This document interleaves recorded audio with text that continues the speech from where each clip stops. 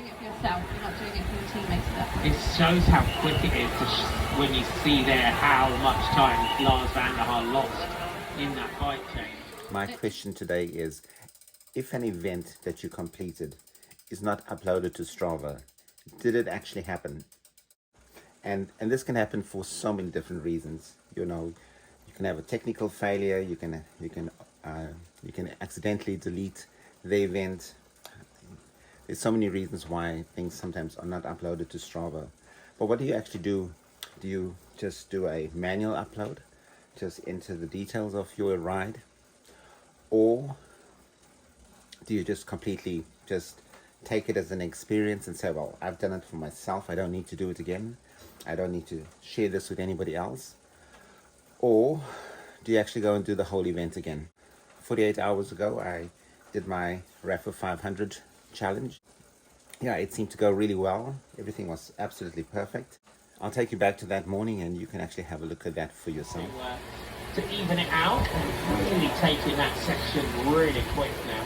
Yeah, and then in this video, I'm going to take part in the Rapha 500 challenge, and essentially the Rapha 500 challenge is to try to ride 500 kilometers in the period between the 24th of December and the 1st of January 2024. Wow. Look how many fold them. You can see the tail. Yeah, look at them. This World Cup is over for Christian Pulisic, Gio Reyna, and there's one day across the road. Oh, the whole pack. The Netherlands, yes. 3-1. No unable to overcome two first-half goals. Christian rolled on there, comforting the young American. When it's so many, they can even attack a human being. You can apparently do this in whatever format you feel most comfortable. The riding outside, which of course in Saskatchewan is not always possible. Or you could ride indoors, as I'm going to do now on Zwift, on an indoor trainer. And the idea is just to try to keep fit, try to keep active during this festive break. So the aim today is to try to at least get 500 kilometers done, and then see how I feel and then take it from there. In the build-up so far, I've tried to do a series of weekend rides. Unfortunately, it's just really been weekends, starting with a few 200s and 300s and 400s. But I've never actually done a 500 kilometer ride this winter season. So this is going to be my first one. So Jermaine will be joining me in a few minutes time. She'll be sitting right next door, doing her 500.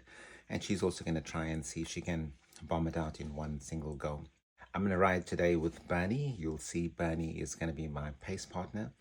We're going to ride at an average of about 1.5 watts per kilogram. My weight being currently maybe a little bit more than 95 kilos. The last I checked it was 95, but maybe a little bit more after the festive season.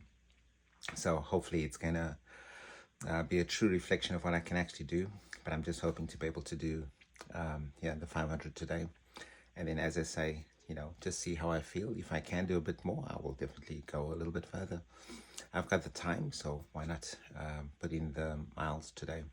You can see we've got all our supplies, all our caffeinated drinks, non-caffeinated drinks, water. We've got lots of pastries, lots of syrup and energy. The television screen is ready to watch some cyclocross as well. My computer's giving me a few problems, so I'm going to use the iPad today. So we're not going to use the Apple computers. Yeah. For the first time, I've actually put on lots of butt lube to try to see if that'll help reduce the chafing. I try not normally to use it because I haven't been able to ride as much as I normally do. It's a little bit more sensitive, and so yeah, I'm gonna have to use some butt lube today. And the putter, there's Lawrence Waits moved up over the top of Lars van der Haar. See Michael Van Turen out the sections of the course that he's managed to ride so far. That's it for 250, halfway. Not too bad so far. It's getting a little bit warm down below on the saddle. Just had to stop once to reapply some cream, but otherwise it's not too bad. Still have a bit of sunshine, which is always good. Don't have too much sunshine in the basement.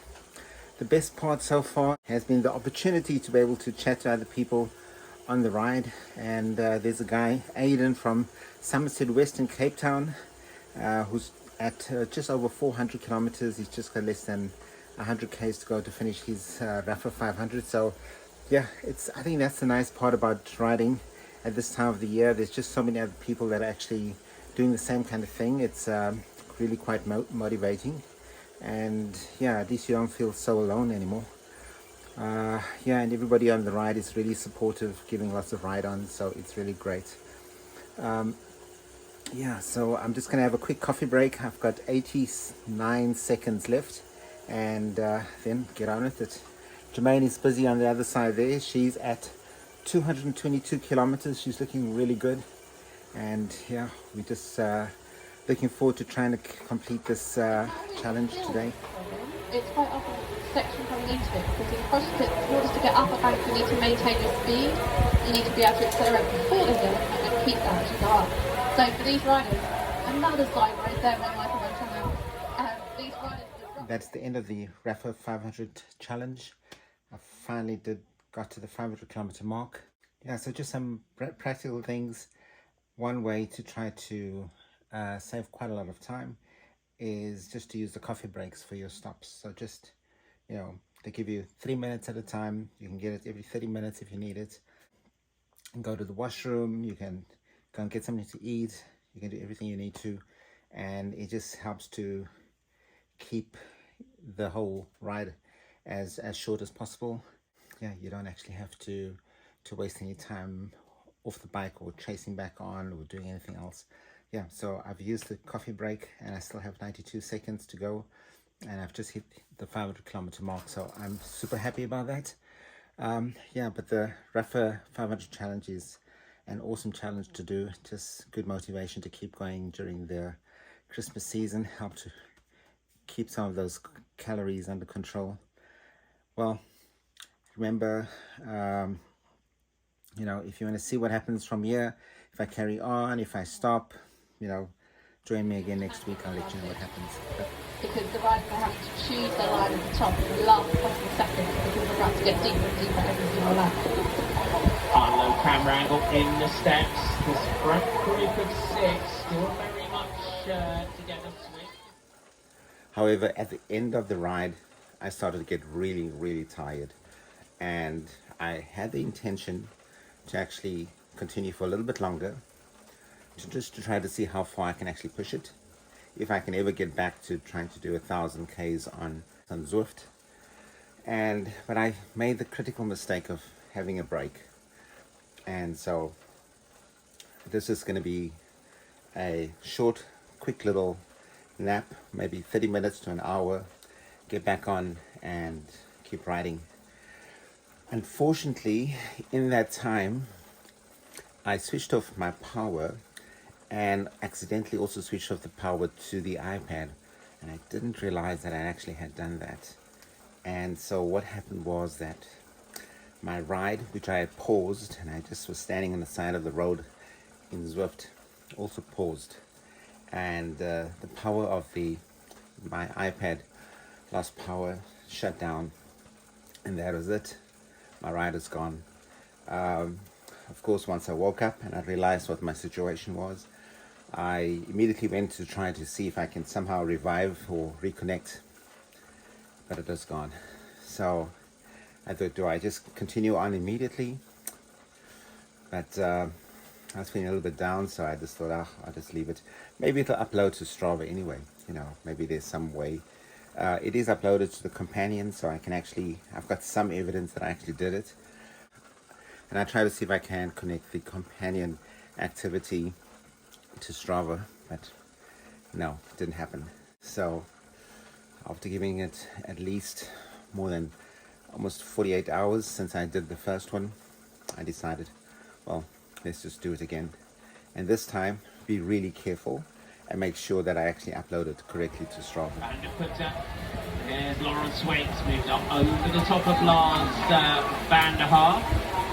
See Michael Van Turen out the sections of the course that he's managed to ride so far. if that will really pay to his advantage this time. You will see those wheels there lifting in the sand. When you're riding a sandpit in a rut, you need to keep all of your power down and you need to keep the pressure on the wheel. So in this video, I want to ask you, the main thing I want to ask is, what do you do in this situation? If something is not uploaded to Strava, do you just accept it as an experience? Do you repeat your activity if you are able to? Or what do you do? Do you do a manual upload? It'll be interesting to know how you actually manage this situation. Well, let me know in the comments what you are going to do. And if I didn't have an opportunity to tell you, I want to wish you all the very best for 2024. Have a great year of riding. And hopefully next year we'll continue with our series of interviews. I just need a bit more time to catch up with those interviews. Hopefully we'll bring you many more videos. So until the next time I see you guys, stay safe, ride safe. Cheers, bye. Who will defend that jersey in a week's time in Pontchâteau in France. Will it be a successful one for him?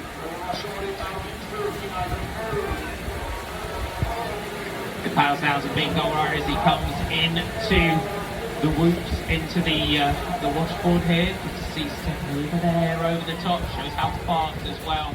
They're riding this course, Kevin Finn behind him. And